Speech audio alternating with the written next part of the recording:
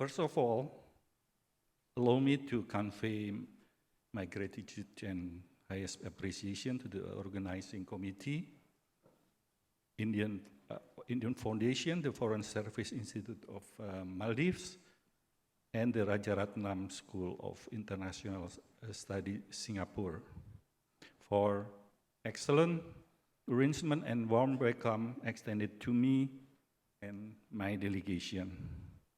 It is indeed an honor as well as a pleasure for me to share with the panelists from Myanmar, Japan, and Papua New Guinea in this session to discuss traditional and non-traditional security challenges in Indian Ocean.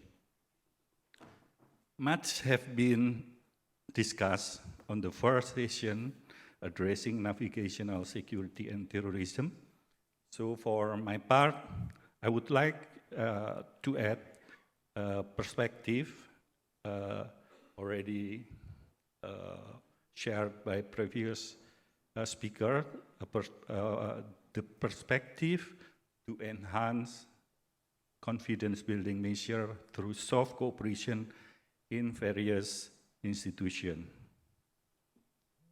In this regard, Indonesia believes on the power of dialogue, with the main aim of trust building and to create dialogue for cooperation. Indonesia hosted a high-level dialogue on Indo-Pacific cooperation on 20th of March 2019. The discussion under the theme of Toward a Peaceful, Prosperous, and Inclusive Region highlighted the mutual interest in promoting Indo-Pacific cooperation to ensure peace, prosperity, and security in the region. The dialogue also recognized that despite traditional and non-traditional security threats, the region also offers opportunity for cooperation among countries on areas of common interest. ASEAN has adapted its outlook towards cooperation in Indo-Pacific with a perspective that Asia-Pacific and Indian Ocean is closely integrated and interconnected region with a total of GDP 43.5 trillion according to IMF data 2017. This means an Indo-Pacific region of development and prosperity for all. ASEAN Indo-Pacific strategic goal is to safeguard the ecosystem of peace, stability for us to continue with endeavors to promote prosperity, reducing the strategic distrust through regional cooperation and turning challenges into opportunity. In order to implement the key elements of Indo-Pacific cooperation, ASEAN and ASEAN-led mechanisms such as East Asia Summit will undertake cooperation in a broad range of areas, including economic and maritime cooperation, to promote sustainable management of marine resources, to continue to promote maritime connectivity and protect livelihood of coastal community, and to support small-scale fishing communities, and to develop blue economy to promote maritime commerce. Excellency, honorable guests, ladies and gentlemen, last year during the official visit of the Prime Minister of India to Indonesia, both President Joko Widodo and Prime Minister Modi agreed to have the shared vision of the two countries on maritime cooperation in the Indo-Pacific. Both countries recognize the importance of blue economy as a driver of inclusive and sustainable economic growth and development in the region, also importance of promoting sustainable development of marine resources. In addition to bilateral cooperation, India and Indonesia also play a significant role in Indian Ocean cooperation through the Indian Ocean Rim Association.